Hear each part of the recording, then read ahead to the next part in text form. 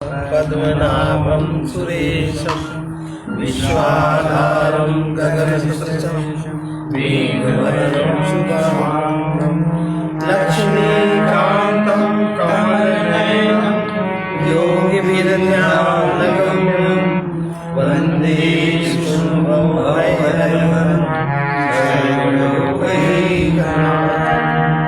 यं ब्रह्मावरुणेन्द्ररुद्रमरुता स्तुवन्ति दिव्यैस्तवैः वेदैः साधुपरिक्रमोपनिषदैः गायन्ति यं सामगानं यावस्थिततद्गतेन मनसा पश्यन्ति अवयोगिनो यस्यान्तं न विदुषुरासुरगणा देवाय तस्मै गीताशास्त्रमिदं पुण्यं या पठेत् प्रयतः पुमान् विष्णोः पद्मवाप्नोति भयशोकादिवर्जिता गीताध्ययनशीलस्य प्राणायामपरस्य च नैव सन्ति हि पापानि पूर्वजन्मकृतानि च मलनिर्मोचनं पुंसां जलस्नानं दिने दिने सजलगीताम्भसि स्नानं संसारमलनाशनं गीता सुगीता कर्तव्या किमन्यैः शास्त्रविस्तरैः या स्वयं पद्मनाभस्य मुखपद्माद्रिनिःसृता भारतामृत सर्वस्वं विष्णोर्भक्ताद्रिनिःसृतं गीता गङ्गोदकं पीत्वा पुनर्जन्म न विद्यते सर्वोपनिषदो गावो दोग्धा गोपालनन्दनः पाठो वत्सः सुधीर्भोक्ता दुर्गं गीतामृतं एकं शास्त्रं देवकी पुत्रगीतम् एको देवो देवकी पुत्र एव एको मन्त्रस्तस्य नामानि यानि कर्माप्येकं तस्य देवस्य श्रियः। 29वां देखिए, प्रकृति के गुणों से जो मोहित है अर्थात रजोगुण तमोगुण सतोगुण जो भी गुण उदय हुआ उसी के अनुसार हमारा शरीर हमारी मन हमारा बुद्धि सब चलने लगता है। हम ये नहीं समझ पाते हमारे में कौन सा गुण जागृत है, उसी के अनुसार हम क्रियाएं करने लगते हैं। तो ऐसे जो प्रकृति के गुणों में मोहित हुए पुरुष हैं वो गुण में और कर्म में गुण और कर्म में आसक्त होते हैं। उन अच्छी प्रकार जब गुण और कर्म में हम जो गुण हमारे में जागृत हुआ उसी के अनुसार हमने कर्म किया और उसी में हमारी आसक्ति हो गई, उसी में आसक्त होते हैं। वो जो अच्छे प्रकार से नहीं समझते कि गुणों को गुण जागृत हुए उसके अनुसार हमारा कर्म बन रहा है, मोहित होने वाला नहीं है। तो ऐसे जो उन अच्छी प्रकार से नहीं समझते हैं किसी भी बात को, उन मूर्खों को कृतस्नविद जो ठीक से जानता है वो ज्ञानी पुरुष उनके अपने अज्ञान से उनको चलायमान न करे, उनको ये न कहे तुम ऐसा नहीं जानते, तुम ऐसा नहीं करते, उनके अहंकार को ठेस न पहुंचा, क्योंकि उन्हें होश नहीं, वो कुछ जानते नहीं, वो तुम्हारी बात भी समझ नहीं पाएंगे, उसमें कलह क्लेश आदि न करें। इसलिए भगवान कहते हैं अर्जुन अध्यात्म चेतसा, अध्यात्म में तुम्हारी चेतना जागृत हो, गुणों में न हो। अध्यात्म माने आत्मा में तुम जागृत हो।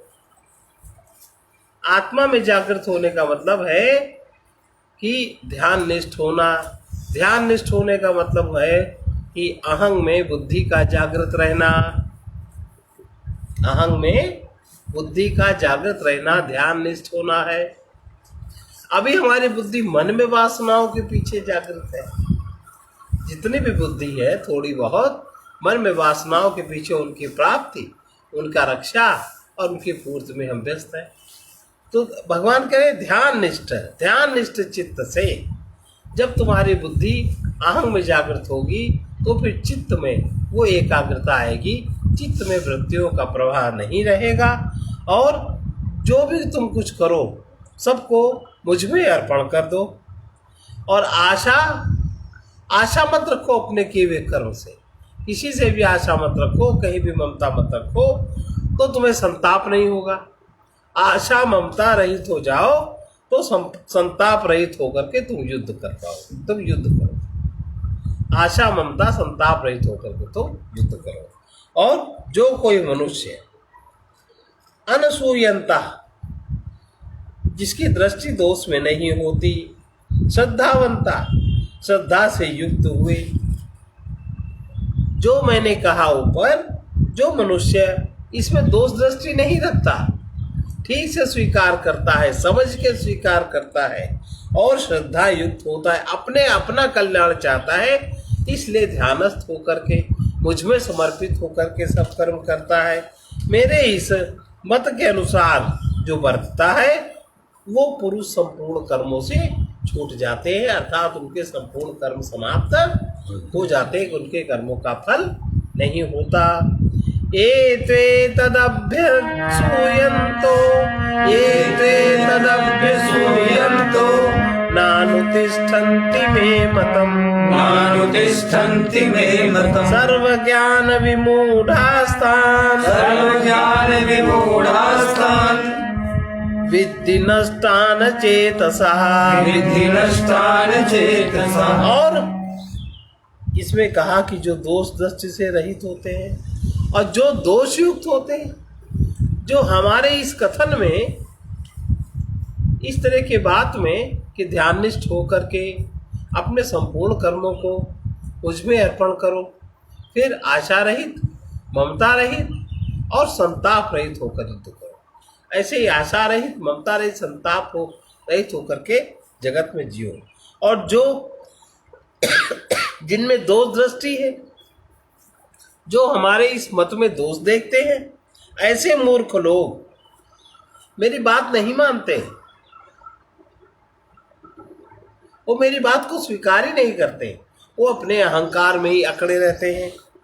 वो जो बहुत सारा ज्ञान अपनी बुद्धि में भरे हैं, वृत्ति के अनुसार जितनी वृत्तियां उतने ज्ञान और उतना विज्ञान, जो बहुत सारे ज्ञान से युक्त है, बहुत ज्ञान तो होता नहीं, जितनी वृत्ति उन्हीं के ज्ञान में जो जागृत है, वृत्ति के ज्ञान में जागृत है, जो वृत्ति के सुख को चाहते हैं, ऐसे संपूर्ण ज्ञान से मोहित चित्त वाले, और वो अपने उस प्रकार के ज्ञान में मोहित है, उनका चित्त मोहित है, उनको समझो वो अपने कल्याण से भ्रष्ट हो गए। उनकी कोई भी ऊर्ध्व गति, वो कोई भी अध्यात्म की तरफ, आत्मा की तरफ उनकी गति नहीं होने वाली है। वृत्ति के अनुसार वृत्ति की गति होगी वस्तु में, और वस्तु चाहते हो सुख के लिए, और सुख का लोभ तुम्हें घेरेगा तो तुम्हारा अपना कल्याण नहीं होगा।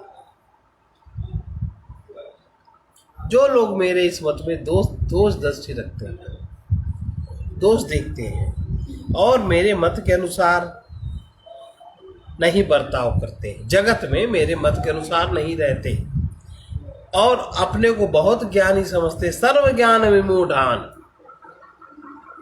अपने को बहुत ज्ञानी समझते हैं, और जो वो वृत्तियों के ज्ञान में आ सकते हैं, चित्त में उनकी जितनी वृत्तियां उठ रही हैं उनके अनुसार, वो ज्ञान के अनुसार उन वस्तु के प्राप्त होने में संलग्न है, वही चाहते हैं। सर्व ज्ञान विमूढ़ान, सर्व ज्ञान में जो विमूढ़ है, विशेष रूप से मूढ़ है और अपने को जो ज्ञानी समझते हैं, ऐसे लोगों को नष्टान विद्धि, नष्ट उनका कल्याण, उनको कभी ऊर्ध्व गति, उनको कभी आत्मबोध, उनको कभी आत्मचेतना, उनमें कभी जागृत नहीं होने वाली है। वो सुख दुख के कर्मों में आसक्त हुए उसी में झूलते रहते हैं।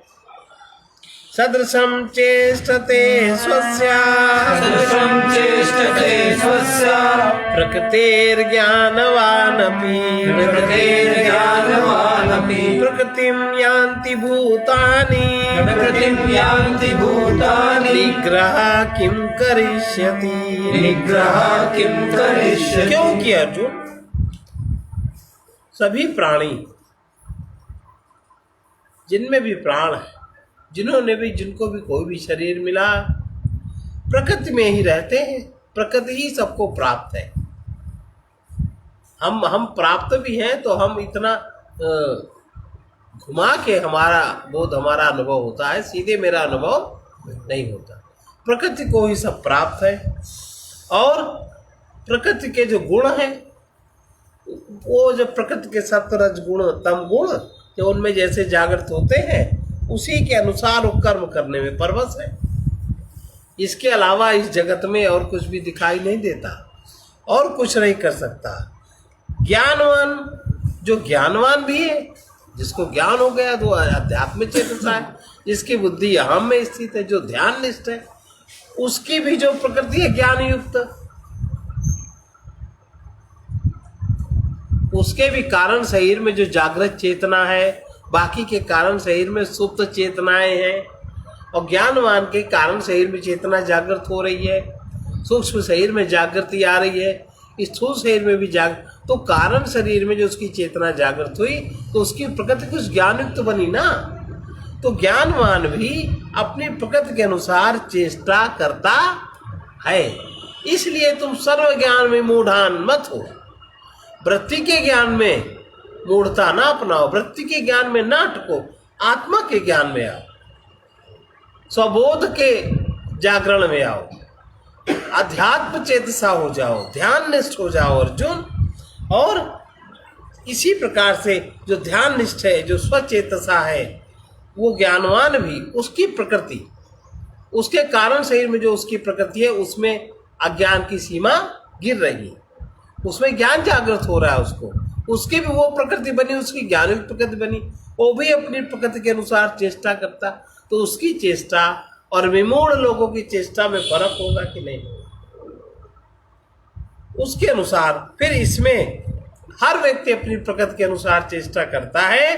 अब जिसको जितना जिस तरह का ज्ञान वैसी चेष्टाएं होती हैं, इसमें किसी का कोई हट नहीं चलता, इसमें किसी प्रकार का कोई जिद नहीं चलने वाली है, क्योंकि इंद्रियस्यार्थे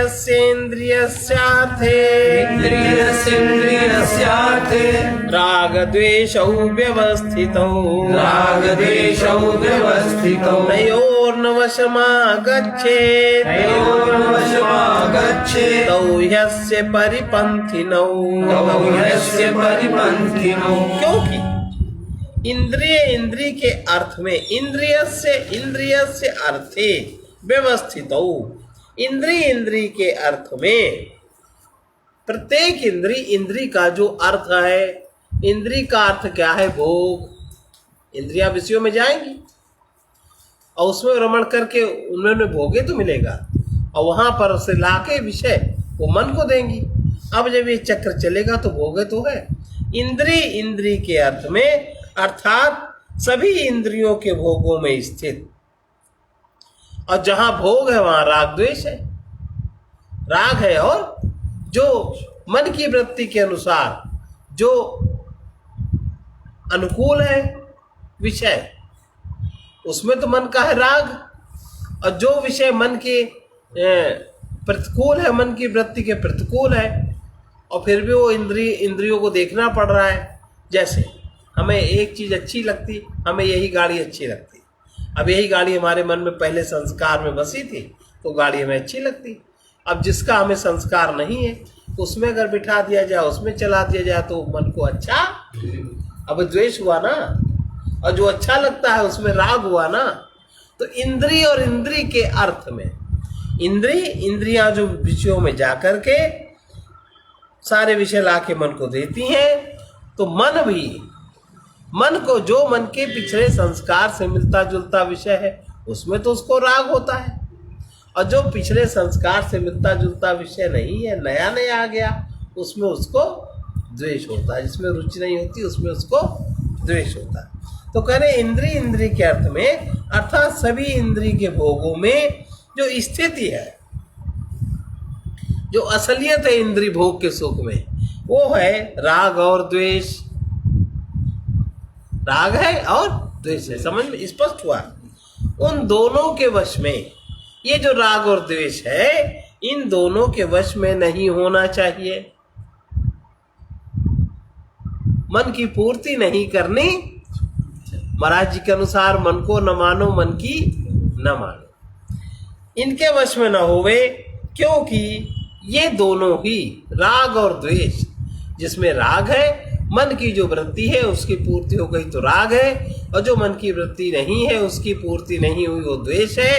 ये दोनों कल्याण मार्ग से मन के ऊपर जो शक्ति जाती है, ऊर्ध्वगामी जो स्तर है, ऊर्ध्वगामी जो जब चेतना होती है, आत्मा की ओर जो गति है, ये दोनों इसमें इस कल्याण मार्ग में विघ्न है। राग और द्वेष ये दोनों ही विघ्न उत्पन्न करते हैं। इसलिए मन को न मानो, मन की। फिर से एक बार सुन लीजिए। इंद्रिय के अर्थ में अर्थात सभी इंद्रियों के भोगों में जो स्थित राग द्वेष है, उन दोनों के वश में नहीं हो, क्योंकि इसके वे दोनों ही कल्याण मार्ग में विघ्न करने वाले महान शत्रु है। कल्याण माने अध्यात्म चेतसा में, आत्मा की जागृति में, चेतना की जागृति में, चेतना के ऊर्ध्वगामी होने में और चेतना के आत्मबोध में जाने में, परमात्मा सत्ता में जाने में, ये कल्याण मार्ग में राग द्वेष विघ्न है। अब इसका मतलब नहीं कि राग द्वेष नहीं होना चाहिए, वो तो होगा। आप अनेक ज्ञान सम्मूढ़ान न बनिए। वृत्ति के ज्ञान में, वृत्ति का ज्ञान होगी, ये वृत्ति है, ये उठे और गिरे, लेकिन उसकी पूर्ति में आप बड़े ज्ञानी न बनिए।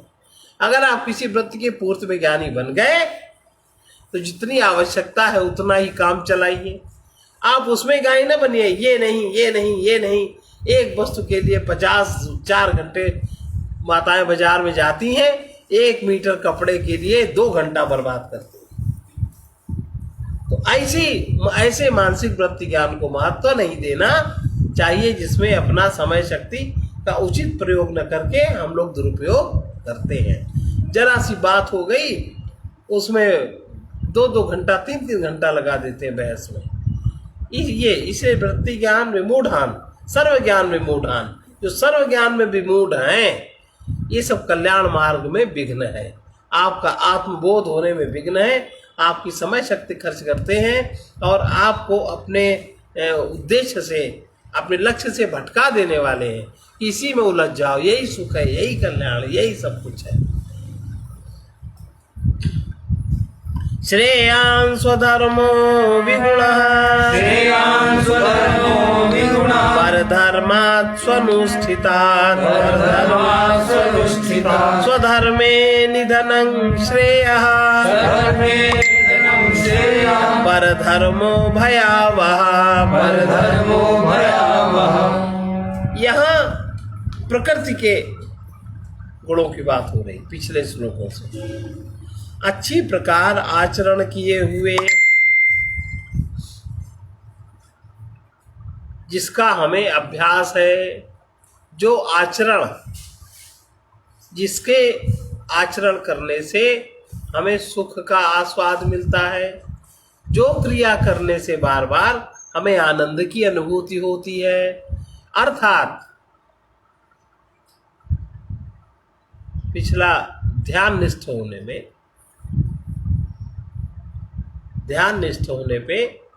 ध्यान के अभ्यास करने पर जो क्रिया बार बार करने से हमें सुख की अनुभूति होती है और वो हमें ज़्यादा अच्छा लगता है। हम जो चाहते हैं, हम जिसका अभ्यास करते हैं, और जो क्रिया हम नहीं करते उसमें हमें सुख की अनुभूति नहीं होती। तो अच्छी प्रकार से आचरण किए हुए, स्वानुष्ठितात्, जिसमें हम अपने को जोड़, जो हमें अच्छा लगता है, जो हमें अच्छा लगता है, एक तो मन के स्तर से अच्छा लगता है, एक आत्मा के स्तर से अच्छा लगता है, शांति के स्तर से अच्छा लगता है, एक इंद्रियों के स्तर से अच्छा लगता है। तो इन सब अच्छे लगने में जो सबसे श्रेष्ठ अच्छा लगना है, जो शांतिप्रद भी हो, उलझन उत्पन्न करने वाला ना हो, इसका जब हम जिसका बार बार अनुष्ठितात्, जिसका हम आचरण करते हैं, बार बार हम जिसका आचरण करते हैं, अपने को शांति चाहने के लिए, हम जब शांति चाहते हैं, हम जब प्रेम चाहते हैं, हम जब शक्ति चाहते हैं, हम जब सत्यमय होना चाहते हैं, तब हम जिस धर्म का अच्छी प्रकार हम जो आचरण करते हैं, ऐसा दूसरे के धर्म से, और एक दूसरा वो अच्छे प्रकार आचरण कर रहा। मान लो हम किसी भी तरीके से हम अध्यात्म चेतसा हो रहे हैं, हम उधर बढ़ रहे हैं, अब किसी का संग हमसे पड़ गया, कहीं बाजार चल रहे, बाजार चलो, कुछ नहीं, हम नहीं जाना चाहते थे, उसने कहा इससे चले गए। तुम नहीं चाहते थे, तुम चले कैसे गए? ऐसा हो ही नहीं सकता। तुम चाहते थे, अब उसका दूसरा अभ्यास है और आपका दूसरा अभ्यास है। तो जो अच्छी प्रकार से आचरण जो हम करते हैं, जिसमें हम अपने को जोड़ के करते हैं, वो दूसरे के धर्म से, और दूसरा जो आचरण करता है, अगर हमारे में गुण नहीं है, अगर हमारे उस आचरण किए हुए कर्म में कोई गुण नहीं है, तो भी हम जो करते हैं, हमारा जो आचरण है, अपना धर्म श्रेयान कल्याणकारी है, उत्तम है, और अपने धर्म में मरना भी कल्याणकारक है। दूसरे का धर्म भय देने वाला, अर्थात जो हम नहीं करना जानते, जो करने का हमें अभ्यास नहीं है। जैसे किसी को नाल बजाना आता है, बाजा बजाना आता है, और वो उसमें जुड़ा है, वो उसको उसमें बड़ा आनंद आता है, वो उसी में रमण करता है। अब दूसरा कह रहा है कि नहीं तुम ये चीज़ बजा लो, ये ज़्यादा अच्छा है। अब वो ज़्यादा अच्छे के लालच में आपको बजाने लगे, तो सफलता मिलेगी? नहीं मिलेगी सफलता। तो जहाँ पर आपके स्वा को शांति हो, स्वा को आनंद हो, स्वा की व्यवस्था हो, और जहाँ प्रकृति का सत्वगुण जागृत हो, जहाँ विक्षेप और आवरण न हो,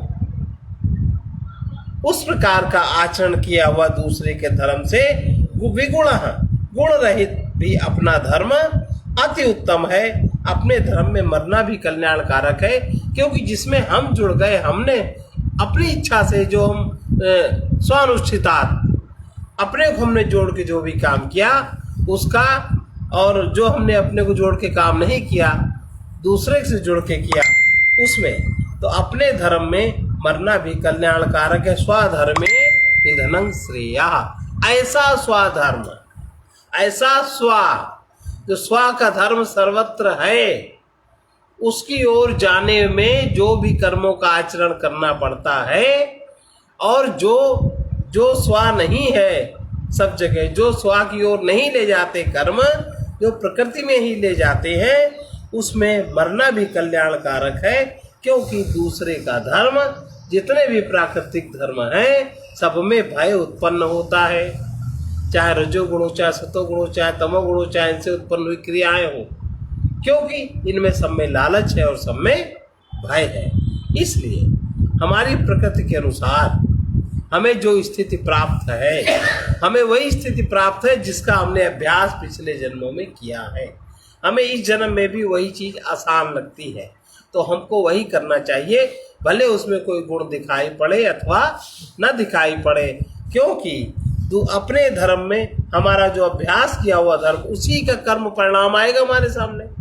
तो हमें उसी को मजबूत बनाना चाहिए, और ना कि दूसरे के धर्म का आचरण करके हमें भय उत्पन्न करना चाहिए। दूसरे का धर्म आचरण करने वाला भय उत्पन्न करने वाला है। ये हुआ। अथ केन प्रयुक्तोऽयम् पापं चरति पुरुषः अनिच्छन्नपि वार्ष्णेय बलादिव नियोजितः। अब अर्जुन पूछ रहे हैं कि आपने कह तो दिया कि स्वानुष्ठितात, अच्छी प्रकार से आचरण किए हुए दूसरे के धर्म से गुण रहित भी अपना धर्म अति उत्तम है, जो जिसका हमने अच्छी प्रकार से आचरण किया है, और अच्छी प्रकार से आचरण हम पिछले शरीरों से करते आ रहे हैं। इस शरीर में भी वही अच्छी प्रकार से आचरण हमारा बनेगा, और उसको हम छोड़ दें, हम दूसरे का आचरण ग्रहण कर लें, दूसरे का धर्म हम स्वीकार कर लें, कहते इससे कुछ नहीं होता, पर तुम करोगे तो वही जो तुम्हें करने का अभ्यास है। होता कैसे कुछ नहीं। नाम बदलने से कोई प्रकृति थोड़ी बदल जाती, रूप बदलने से कोई प्रकृति थोड़ी बदल जाती, वस्त्र बदलने से आपके शरीर का रंग रूप थोड़ी ना बदल जाता, आपका ढंग थोड़ी ना बदल जाता। तो ये जो वस्त्र बदलने वाली क्रिया है, क्योंकि अपने धर्म में मरना भी कल्याणकारक है और दूसरे का धर्म भय को देने वाला है। जो जिसका तुम्हें अभ्यास नहीं है उसका अगर तुम आचरण करोगे तुम्हारे में भय के सिवाय और कुछ उत्पन्न नहीं होगा। अब अर्जुन पूछ रहे हैं कि हे कृष्ण, फिर आप तो कह रहे हैं फिर ये पुरुष ये ना चाहता हुआ भी जबरदस्ती लगाए हुए की तरह ना चाहता हुआ भी किससे प्रेरित होकर पाप का आचरण करता है? स्वनुष्ठिता पाप का आचरण। क्या जो ये आचरण पाप का आचरण जो होता है व्यक्ति को जीवन में, तो ये क्या स्वनुष्ठितात है?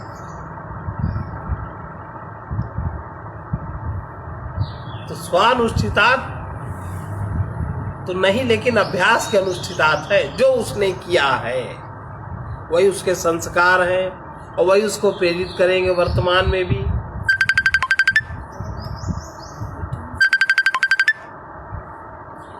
किससे प्रेरित किया हुआ ये पाप का आचरण करता है? श्री भगवान उवाच, जिसको कहते हैं जब कभी पाप के संस्कार, पुण्य के संस्कार, भोग के संस्कार जब जागृत होते हैं, पाप पुण्य का भोग जब होता है, तो इस शरीर में ही, इस मन में ही, इस बुद्धि में ही कहीं अनुकूलता, कहीं प्रतिकूलता, कहीं रोग, कहीं अशांति, कहीं मानसिक बीमारी, कहीं शारीरिक बीमारी, दुनिया भर के उपद्रव उठ खड़े होते हैं। और जब वो संस्कार मिट जाता है, समाप्त हो जाता है, भोग उसका समाप्त हो जाता है, भोग के अवधि, तब वो ठीक हो जाता है। उस बीच में आप चाहे जितने उपाय करो, कभी कभी दवाई का उपाय भी काम नहीं देता, कभी कभी पुण्य है तो काम दे जाता है। इस तरह से चलता है। श्री भगवान उवाच, कामेश क्रोधेश रजो गुण समुद्भवः महाशनो महापाप्मा विद्धेन मिहि वैरिणम्। ये जो प्रकृति के तीन गुण है, सतोगुण, रजोगुण और तमोगुण। तो सतोगुण में तो ज्ञान, शांति, प्रकाश, ध्यान, आत्मा की ओर गति, आत्मरति, चेतना की जागृति, ये सारी क्रियाएं होती सतोगुण में। रजोगुण में काम, क्रोध, लोभ, मोह, मद, मत्सर, विक्षेप, सारे विक्षेप रजोगुण में। तो जब मन में, जब हमारे चित्त में जो संस्कार है, कारण शरीर की प्रकृति में काम एष क्रोध है, जब रजोगुण उत्पन्न होता है अंदर से, जब प्रकृति में रजोगुण की जागृति होती है, तब रजोगुण से उत्पन्न हुआ ये काम ही क्रोध है।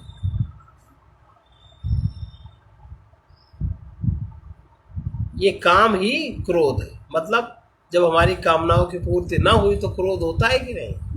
हमने जो चाहा, हमारा जो संस्कार है वो काम नहीं हुआ तो क्रोध आता है। ये काम ही क्रोध है। और ये जो है काम, ये अर्थात महाशना, अग्नि के समान, ये भोगों से कभी तृप्त नहीं होता। चाहे जितना भोग करो पर काम कभी तृप्त नहीं होता। अग्नि की तरह चाहे जितना जितना घी डालो, जितनी जितनी इसकी पूर्ति करो, इतना ये बढ़ता है। ये बड़ा महापापमा, ये महापापी है। इस विषय में किससे प्रेरित हुआ कर्म करता है? अर्जुन ने पूछा। पाप का आचरण किससे प्रेरित हुआ करता है? तो भगवान कह रहे हैं ये जो रजोगुण से उत्पन्न हुआ काम है, यही क्रोध है। ये अग्नि के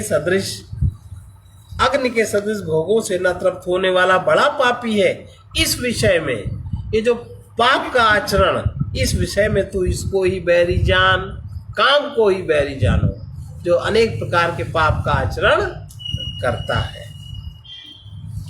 धूमेनाव्रियते वह्निर् यथादर्शो मलेन च यथादर्शो मलेन च यथोल्बेनावृतो गर्भस् यथोल्बेनावृतो गर्भस् तथा तेनेदमावृतम्। तथा तेनेदमावृतम्। तो अर्जुन, जिस प्रकार धुएं से अग्नि, आप कहे तो बहुत सी अग्नि इसमें धुआं नहीं होता, ऐसा हो ही नहीं सकता। हाँ, ये है कि धुआं आपको दिखाई नहीं पड़ता, ये है ना, पर धुआं होता है। जहां जहां अग्नि है वहां वहां धूम्र है। जैसे धुएं से अग्नि, मल से दर्पण ढका जाता है। शीशे में मिट्टी उट्टी जम जाए तो ढक जाएगा शीशा, और जेठ से गर्भ ढका होता है। वैसे ही कभी ना तृप्त होने वाला जो महाशन काम है, इसके द्वारा प्राणियों का ज्ञान ढका है, मनुष्यों का काम के द्वारा मनुष्यों का ज्ञान ढका है, और अज्ञान का कोई कारण नहीं है। इसका कारण है काम, कामनाओं की पूर्ति, और उसी की ओर जाना। काम के कारण ज्ञान ढका है, काम है, इसीलिए कामना की पूर्ति नहीं करनी चाहिए। इसीलिए मन को न मानो, मन की आवृतम ज्ञान में तेना, आवृतम ज्ञान में तेन। जैसे धुआं अगर ज्यादा है तो अग्नि समझ में नहीं आएगी, काम अगर ज्यादा है तो ज्ञान समझ में नहीं आएगा। अगर मिट्टी ज्यादा जमी शीशे में तो शीशा समझ में नहीं आएगा, आपको अपनी शक्ल उसमें दिखाई। तो पहले आप उसको शुद्ध करो, पहले आप अग्नि की लकड़ी को शुद्ध करो, कि जो अग्नि जल रही है वो लकड़ी गीली ना हो, वो लकड़ी खराब ना हो, खराब जगह न जल रही हो, उतना ही कम धुआं होगा। तो आप ऐसा कर्म करो, कर्म में ही आप सुधार करो, कर्म में ही जो पीछे का संस्कार है, बजाय उसकी पूर्ति करने के उसको देखना शुरू करो, उसके अधीन होने के उसको देखना शुरू करो, तो वो आपसे अलग होना शुरू होगा। कर्म यहाँ से शुरू करो। ऐसे ऐसी लकड़ी छांट के जलाओ कि जिसमें धुआं कम से कम हो, तो अग्नि दिखाई पड़ेगी, आप अग्नि का उपयोग कर लोगे। तो जो ज्ञान ढका है, जैसे धुएं से अग्नि ढकी है, तो जब अग्नि हम साफ अग्नि जलावे ना, उसके लिए हमें लकड़ी बढ़िया होनी चाहिए, हमारा कर्म बढ़िया होना चाहिए। शीशा सामने, शकल नहीं दिख रही, तो उसको साफ करने के लिए वो हाथ, वो कपड़ा भी साफ होना चाहिए। तो कर्म साफ करो, कर्म शुद्ध करो। इसका अर्थ है अभी पीछे चाहे जो कुछ है तुम्हारे, जो भी तुमने किया वो संस्कार तुम्हारे साथ है, लेकिन वर्तमान में शुद्ध कर्म करने का अभ्यास डालिए। वर्तमान में जैसा आपके मन में आ रहा है, जैसा आपका मन कह रहा है, वैसा मत करिए। वर्तमान में अच्छे कर्म का आचरण करिए, अच्छा कर्म करिए, तो वही धूल साफ होगी। जैसे जेर से गर्भ ढका रहता है, जेर हटाना पड़ता है, जाली हटानी पड़ती, तब तो गर्भ के अंदर रखा हुआ शिशु सामने आता है, बड़ी युक्ति से हटानी पड़ती। तो इन चीजों को, ये जो ज्ञान ढका है, ज्ञान को उत्पन्न करने के लिए, ज्ञान को प्रकट करने के लिए, कम धुआं हो ऐसी लकड़ी जलाना, ऐसा कर्म करना जिससे कम कामनाएं हो, ऐसी वृत्ति में रहना जिससे कामनाओं का दर्शन हो, कामनाएं आपको व्यर्थ दिखें, तब धीमे धीमे ज्ञान प्रकट होगा। और उस काम के द्वारा ये ज्ञान ढका हुआ है, तब वो काम समाप्त होगा। इसलिए ये कामनाओं को समाप्त करने का बहुत सारी विधियां हैं, बहुत सारे कर्म हैं। वैसे कर्म करके आप इन शीशे का, अग्नि का और जेर में गर्भस्थ शिशु का आप उपयोग कर सकते हो, ला सकते हो। आवृतम ज्ञान में तेन, आवृतम ज्ञान में तेन, ज्ञानिनो नित्य वैरिणा, ज्ञानिनो नित्य वैरिणा, काम रूपेण कौन्तेय, काम रूपेण कौन्तेय, दुष्पूरेणानलेन च, दुष्पूरेणानलेन च। और हे अर्जुन, इस और ये काम है, ये जलती हुई अग्नि के समान कभी इसकी संतुष्टि नहीं होती है। अग्नि के सदृश कामनाएं कभी पूर्ण नहीं होती। काम रूप ज्ञानियों के नित्य वैरी से ज्ञान ढका हुआ जानो। ये जो अर्जुन इस अग्नि के सदृश न पूर्ण होने वाले काम रूप कामनाओं के ज्ञानियों के नित्य बैरी से, कामना ज्ञानी की बैरी है, कामनाएं ज्ञानी की बैरी है। अगर ज्ञान को चाहते हो तो कामनाओं को आदर मत करो, कामनाओं का सम्मान मत करो। ज्ञान ढका हुआ है, जितनी ज्यादा कामनाओं की पूर्ति होती है उतना ही हमारा ज्ञान ढकता चला जाता है। इसलिए कहा जाता आवश्यकता की तो पूर्ति करनी चाहिए, लेकिन इच्छा की पूर्ति नहीं करनी चाहिए। लेकिन हम लोग दूसरे की तो इच्छाएं देखने लगते हैं, दूसरे की इच्छाएं देखने लगते हैं और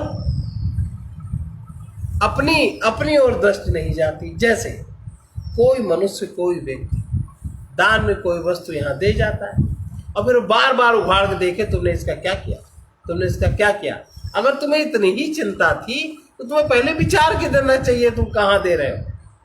ये तुमने जो वस्तु दे दी किसी को, वो उसकी हो गई, तो तुम्हें दान का लाभ नहीं मिला, ना ही तुम्हारा दान का बीज पड़ पाएगा। अगर तुमने उसको उगाड़ा, पहले ही विचार करके वो कर्म करना चाहिए। अगर तुमने उसको उगाड़ा बार बार तो बीज तो पनपा ही नहीं, पेड़ तो निकलेगा ही नहीं, उसका लाभ आपको नहीं मिलने वाला। लेकिन आपको इस कामना पूर्ति के कारण स्थूल पदार्थ दिखता है, स्थूल धन दिखता है, स्थूल क्रिया आपकी दिखती, पर आपको अपनी सूक्ष्म क्रिया में शुद्धि नहीं दिखती। जैसे कोई यहाँ कोई वस्तु लाया, उसको लगा कि हम उसका उपयोग करें, हमने उसको थोड़ा सा उपयोग किया, और वस्तु हम कहें कि वापस ले जाओ तब तो वापस ले जाओ, वरना तुमने ला के दिया और तुम पुनः वापस ले गए। उतनी ही लाते जितना देना था। ये क्या है? ये सूक्ष्म क्रिया, ये इस बात को समझना चाहिए। देने में फिर लोभ क्यों? देने के बाद फिर लोभ क्यों? फिर वो आपकी थोड़ी ना रही। फिर अगर आप उसको मानते हो तो आप तो गिरगिट बनोगे अगले जन्म में, गिरगिट बनना पड़ेगा निश्चित। आपने उसको दिया और फिर आपने उसको उगाड़ा, न उसका आपका बीज पड़ पाया, न उसके आपके अंकुर आ पाए। वो तो बीज जितना गहरा दबता मिट्टी में फूटता उतना लाभ करता है कि उसको आप बार बार खुरपी से उगेड़ देखो क्या किया तुमने, ऐसा ही क्यों किया, वैसा ही क्यों नहीं, पहले विचार करना चाहिए। तो कामनाओं के अंधेपन में दान देने से बड़ा, अभी देखो कामना का अंधापन है, यहाँ दान देंगे तो बहुत बड़ा पुण्य मिलेगा। अब ये काम भोग का महत्व है। अब जब उतना बड़ा पुण्य नहीं मिला तो अब जो तुमने दिया तुम उसी के पीछे पड़ गए। ये काम रूप अग्नि, ये कहीं शांत नहीं होती। ये तुम्हारे जितने भी दैवी कृत्य हैं उनमें भी ये अपने को जला करके उन कर्मों को भी जलाने लगती है। और ये सूक्ष्म बारीक बात हम समझ नहीं पाते हैं, बड़े लोगों से पूछते नहीं, शर्मा बड़े लोग बताते नहीं, हम क्यों बताए तुम्हारे को, काय को बुरा लगेगा, तुम आना ही बंद कर दोगे, इसे नहीं बताते। हम तो इसलिए नहीं बताते, हम इसीलिए नहीं बताते कि एक एक बात में अहंकार में ठेस लगती है, और अभी अहंकार इतना परिपक्व है नहीं और अभी सुनने का आदि नहीं, आना बंद कर देगा। हम तो यही सोचते हैं, इसे बहुत बातें देखते समझते हुए भी नहीं कहते। तो ये कह रहे हैं कि अर्जुन इस अग्नि सदृश न पूर्ण होने वाले काम रूप, ये जो अग्नि के सदृश पूरा नहीं होता कभी काम, कामनाएं कभी पूर्ण नहीं होती, ये ज्ञानियों के लिए तो ज्ञान उत्पन्न नहीं होता। नित्य बैरी, स्थिर दुश्मन है। इस नित्य बैरी से ज्ञान ढका है हर एक का। जब तक इस बैरी को हम युक्ति बुद्धि से नहीं समाप्त करते तब तक हमारे को ज्ञान एक क्रिया में भी हम ज्ञान नहीं साध पाते। अगर हमने 50 रुपए भी दिए हैं किसी को तो हम उसमें भी नहीं साध पाते। कहाँ साध पाते? और तुरंत ज्ञान ढक जाता है और हमारा काम भोग ऊपर आ जाता है।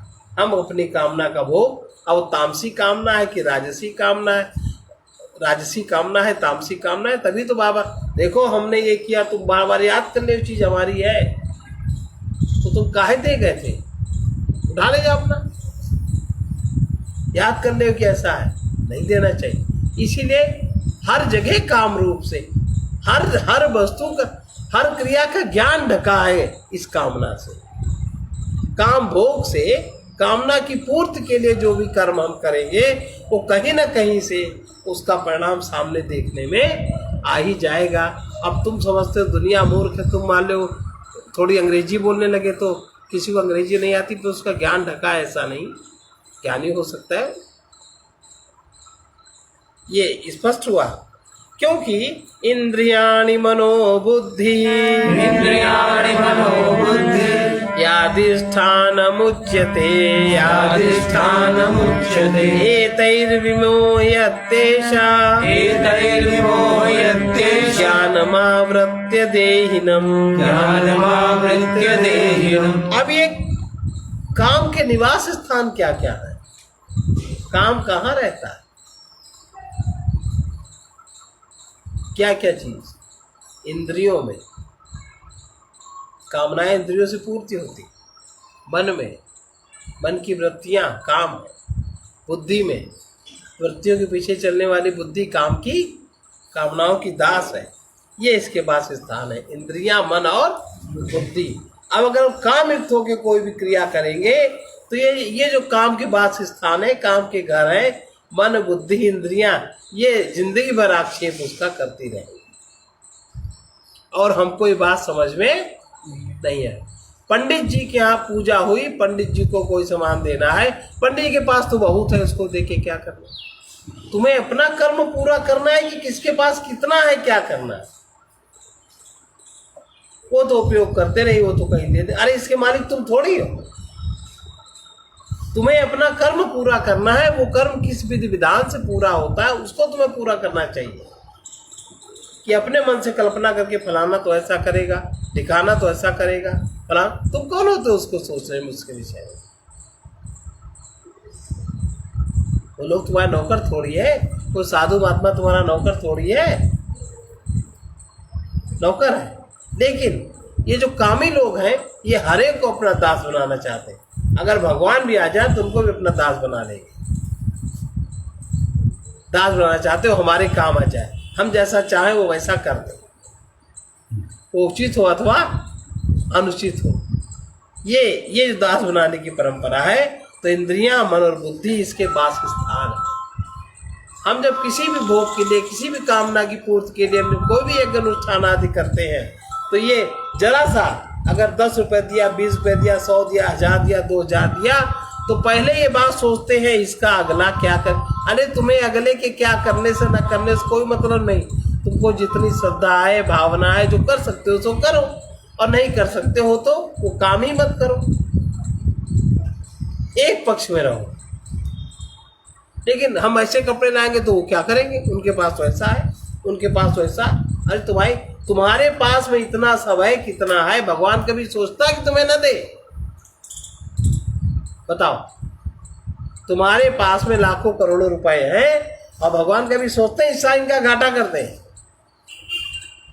देते कि नहीं देते? तुम क्या करोगे? कभी प्राकृतिक विधान सोचता है तुम क्या करोगे? नहीं सोचता। और तुम वही तुम्हारी आंखों का आगे पर्दा बन जाता है, तुम्हें दिखाई नहीं पड़ता, और दूसरे के विषय में कितना ज्यादा कुतर्क करते हो।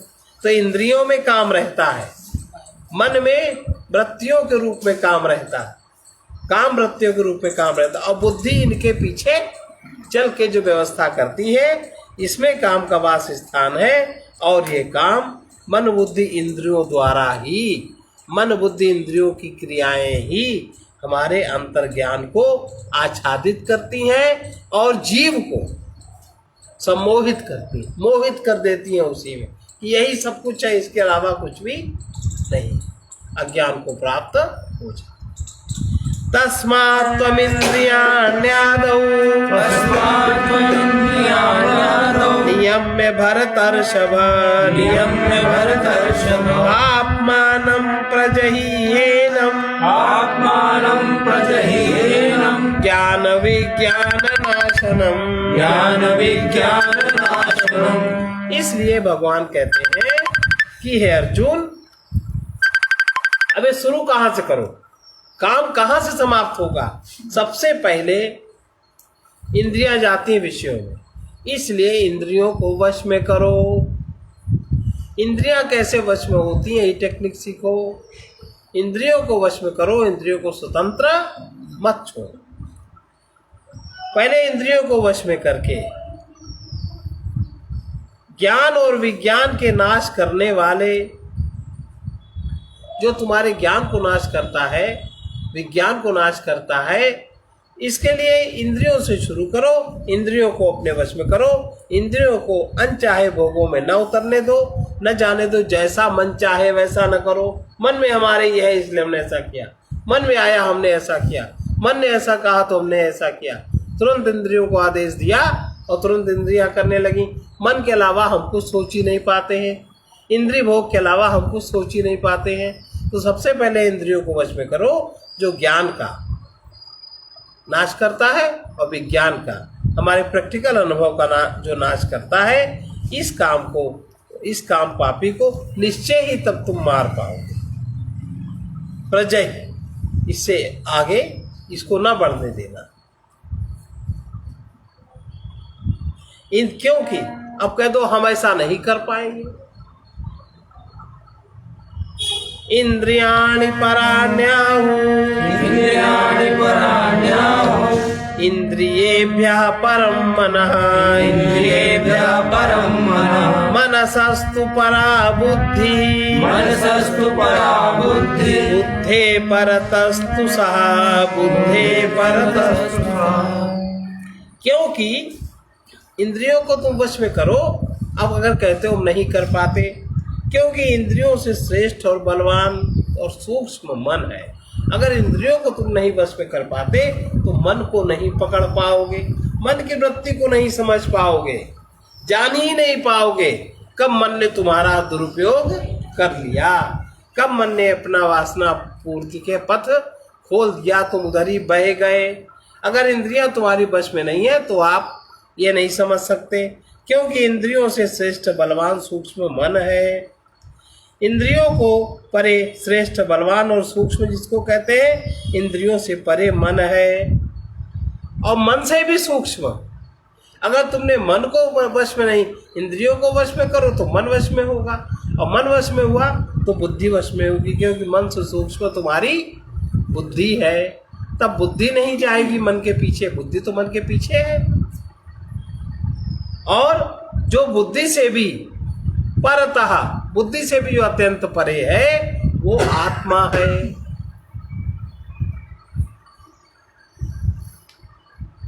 इसलिए एक से एक सूक्ष्म आत्मा, इंद्रियों से परे मन, मन से परे बुद्धि, बुद्धि से परे आत्मा। इसलिए इंद्रियों को पहले संयम में करो तो तुम काम को जीत लोगे। अगर ऐसा नहीं करते हो तो क्या होगा?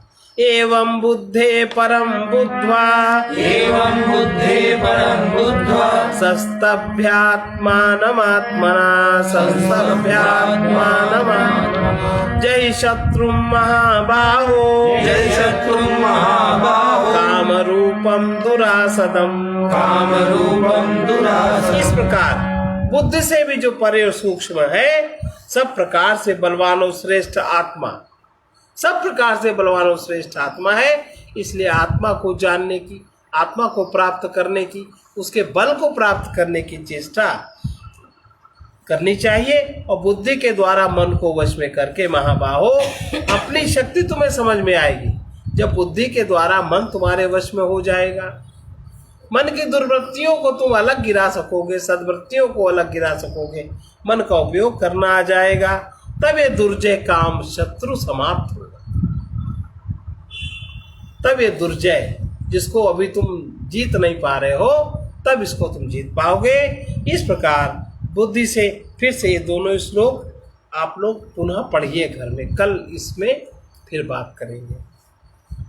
ओम तत्सदिति श्रीमद्भगवद्गीतासु उपनिषत्सु ब्रह्म विद्यायां योग शास्त्रे श्री कृष्ण अर्जुन संवादे कर्मयोगो नाम तृतीयोऽध्यायः।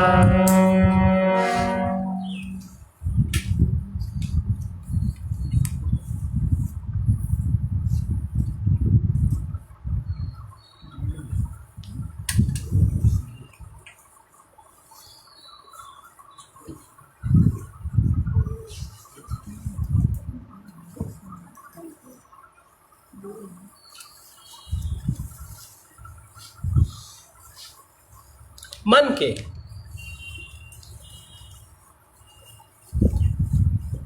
का मूल स्रोत क्या? अभी मन की बात थी। मन का मूल स्रोत, मन के मूल स्रोत को खोजो। स्वयं का मूल स्रोत स्वयं में ही है, इसलिए कई बार खोज रहे, इसको नहीं जाना है। इसी मूल स्रोत में तुम्हारा अहंग खो जाए, अहंग का स्फुरण बुद्धि में, इसी मूल स्रोत में तुम्हारा अहंग खो जाए, इसी को समर्पण कहते हैं। यही समर्पण है। ऐसा सोचो कि तुम सदैव देहादि संघात से परे हो। देह का जो संगठन है, देह का जो इतना बड़ा जो ये यंत्र आपके पास है, ये तुम नहीं हो, इससे तुम परे हो, माने ऊपर हो इससे। अभी और यही, भविष्य में नहीं, अभी अभी तुम इस बात को जान सकते हो। लेकिन कब? जब शुद्ध होगा मन, जब इंद्रियों से परे श्रेष्ठ मन, मन से परे श्रेष्ठ बुद्धि, बुद्धि से परे श्रेष्ठ वो आत्मा। जब इंद्रियों को वश में करना शुरू करोगे, इंद्रियों के वश में करने से साधनाएं शुरू होती है। और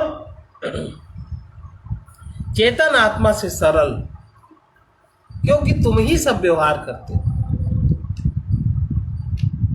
और कुछ इस प्रकृति में है नहीं। प्रकृति में सीखने के लिए बहुत परिश्रम करना पड़ेगा, लेकिन चेतन आत्मा में ठहरने के लिए किसी परिश्रम की आवश्यकता, केवल छल झूठ का दम्भ कपट विक्षेप आवरण से हटने की आवश्यकता है। इसका न उदय है न अंत है। सदा प्रसन्न रहो और आत्मा होकर रहो। ये कहो ना कि हम आत्मा होकर रहते हैं। इस बात को पहले समझो तो कि आत्मा क्या है। आत्मा तुमसे अलग नहीं है। तुम अपने को अलग मानोगे, आत्मा को अलग मानोगे। तुम्हारा होना पना ही आत्मा है। ये प्रसाद है। ये प्रसाद जिसको प्राप्त हो जाए, उसी ऐसा समझना चाहिए कि उसी की किसी संत के प्रति सच्ची श्रद्धा है। राग द्वेष रहित इंद्रिय जित स्वाधीन प्रसन्नता को वही प्राप्त होता है। स्वाधीन प्रसन्नता माने अपने आप में जब कोई जाग जाता है, तब उसको स्वाधीन प्रसन्नता सुलभ होती है। अभी ये मन के भोग के प्रति जाग, भोग माने विषय, कितनी दूर जागृत है। मन का भोग माने इंद्रियों का विषय, माने जड़ पदार्थ। अभी हम वहां जागृत है। अभी हमने ये क्रिया करी तो इतना धन खर्च हो गया, इतना बल खर्च हो गया, अरे 2 घंटा हमारा बेकार गया। तुम 2 घंटे में करते क्या? मोबाइल चलाते? ये माताएं तो मोबाइल चलाती, आंखें फोड़ रही, बिना किसी बात के, कोई मतलब नहीं है। 24 घंटा आंखों पे इसके रेडिएशन का कितना खराब असर पड़ता है, कानों पे कितना खराब असर पड़ता है, इसका कोई परिणाम का ज्ञान नहीं। 24 घंटे चौके में भी उसको रख लेंगे, ऐसे ऐसे करती जाएंगे। हाँ, देखा है हमने। बहुत ही ज़्यादा निम्न स्तर की हालत हो गई मोबाइल के कारण। माताओं के, बच्चों के मन की स्थिति बड़ी खराब हो गई। 2 घंटे तुम्हारा बर्बाद तुम करोगे क्या? कौन बड़ा तीर मारने जा रहे हैं? राग द्वेष रहित इंद्रिय जित स्वाधीन प्रसन्नता को प्राप्त होता है, जिसमें राग द्वेष नहीं होता। राग द्वेष परिपंथी बाधा है। स्वाधीन प्रसन्नता से संपूर्ण दुखों का अभाव हो जाता है और उस प्रसन्न चित्त वाले की बुद्धि परमात्मा में शीघ्र ही स्थिर हो जाती है। जब परमात्मा में बुद्धि स्थिर हो जाती है तो निष्काम रहकर कर्म करना, कामना नहीं रहती। फिर कामना तो मन में है, इंद्रियों में है कामना नहीं रहती। फिर निष्काम रहकर कर्म करना आ जाता है। कर्म तो करते हैं पर उसके बदले में कोई चाहते नहीं है कुछ, तब हमारा मन निर्मल होने लगता है। क्षण क्षण फिर ये अनुभव होता है कि हम ही हैं, हम ही नहीं, यही आत्म अनुभव है और हम देह हैं। ये भ्रांति है, ये बात समझ में उस क्षण आती है। हम अपने को अभी तक देह मानते थे, इस भ्रम है ये, और हम ही हैं। हम क्या हैं? फिर इसकी खोज शुरू। पहले तो हम हैं और देह हम हैं, ये भ्रांति थी। पहले तो इतना आएगा, फिर इसके बाद हम कौन इसकी खोज शुरू। अपने आप के अतिरिक्त, अपने स्वयं के अतिरिक्त अन्य किसी पदार्थ में सुख मानने से पराधीनता आती है। आप जितना बाहर सुख मानोगे उतना ही आप पराधीन, उसका परिणाम है आप पराधीन होते जाओगे। आत्मज्ञान ही परमात्मा की अनुभूति का प्रथम द्वार है। पहले अपने को जानो, अपने में को समझो। और आत्मा माने अपने आप। जिससे प्रेम है वो पदार्थ है। ज्ञानवान वही है जो अपने प्रेम से पदार्थ को हटा देता है। पदार्थों को चाहने वाला परमात्मा से विमुख होता है। जो विमुख है वही अहंकार है। हम बड़े भाग्यवान हैं, भगवान की सुनते हैं।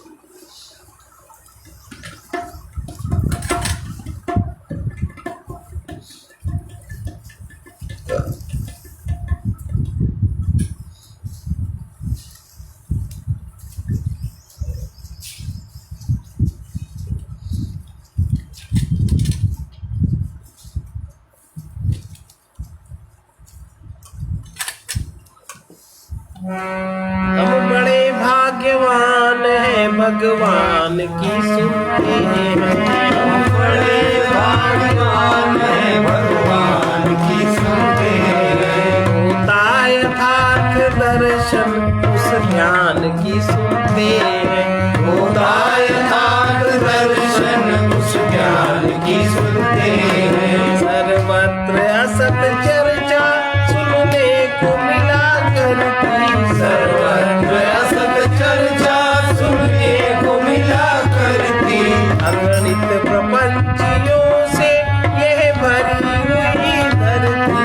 अगणित प्रपंचियों से ये भरी हुई धरती। प्रभु की कृपा से आज आत्मज्ञान की सुनते हैं। प्रभु की कृपा से आज आत्मज्ञान की सुनते हैं। हम बड़े भाग्यवान हैं, भगवान की सुनते हैं। हम बड़े भाग्यवान हैं, भगवान की सुनते हैं। होता यथार्थ दर्शन उस ज्ञान की सुनते हैं। होता यथार्थ दर्शन उस ज्ञान की सुनते हैं। हम रूप के मनन को ही ध्यान मानते थे। हम रूप के मनन को ही ध्यान मानते थे। ग्रंथों के अध्ययन को ही ज्ञान मानते थे। ग्रंथों के अध्ययन को ही ज्ञान मानते थे। पर ये है जानकारी विद्वान की सुनते हैं। पर ये है जानकारी विद्वान की सुनते हैं। होता यथार्थ दर्शन उस ज्ञान की सुनते हैं। होता यथार्थ दर्शन उस ज्ञान की सुनते हैं। प्रभु की कृपा से आज आत्मज्ञान की सुनते हैं। प्रभु की कृपा से आज आत्मज्ञान की सुनते हैं। आसक्त हो चुके हैं जन धन में सुखी होकर। आसक्त हो चुके हैं जन धन में सुखी होकर। अब मुक्ति चाहते हैं बंधन से दुखी होकर। अब मुक्ति चाहते हैं बंधन से दुखी होकर। तब विरत के लिए स्वधर्म दान की सुनते हैं। तब विरत के लिए स्वधर्म दान की सुनते हैं। हम बड़े भाग्यवान हैं, भगवान की सुनते हैं। हम बड़े भाग्यवान हैं, भगवान की सुनते हैं। हमने न शांति पाई धन नाम छोड़ करके। हमने न शांति पाई धन नाम छोड़ करके। निष्कामता न आई सब काम छोड़ करके। निष्कामता न आई सब काम छोड़ करके। यह लीला अहंकार के अभिमान की सुनते हैं। यह लीला अहंकार के अभिमान भाग्यवान की सुनते हैं। सब विरत के लिए स्वधर्म दान की सुनते हैं। हम विरत के लिए स्वधर्म दान की सुनते हैं। हम बड़े भाग्यवान हैं भगवान की सुनते हैं। हम बड़े भाग्यवान हैं भगवान की सुनते हैं। धन स्वर्ण न छूने को हम त्याग समझते थे। धन स्वर्ण न छूने को हम त्याग समझते थे। ममता भरे क्रंदन को अनुराग समझते थे। ममता भरे क्रंदन को अनुराग समझते थे।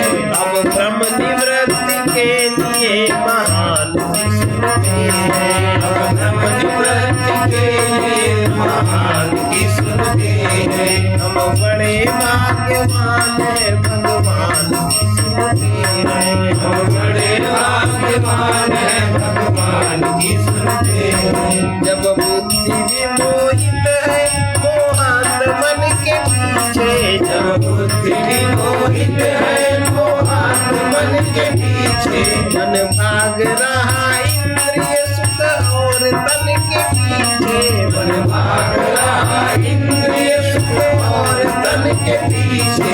हम पथिक आज अपने उत्थान की सुनते हैं। हम पथिक आज अपने उत्थान की सुनते हैं। हम बड़े भाग्यवान हैं भगवान की सुनते हैं। हम बड़े भाग्यवान हैं भगवान की सुनते हैं। यथार्थ दर्शन इस ज्ञान की सुनते हैं।